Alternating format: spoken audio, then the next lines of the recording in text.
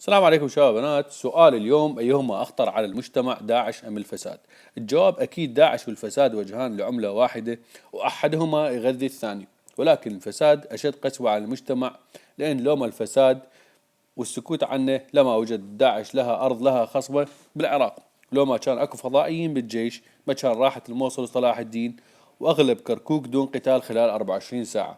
ولو ما كان أكو كابوس اسمه المالكي ما كان ضاعت 100 مليار دولار من المال والدم العراقي خلال 8 سنوات. داعش اليوم ما عاد تمثل الإرهاب فقط، داعش تمثل كل تطرف أو تحزب طائفي، ابتداء من أعلى الهرم والمحاصصة التوافقية الطائفية اللي تتجاوز المهنية والكفاءة بالحكومة، إلى أصغر نقاش طائفي على مواقع التواصل الاجتماعي.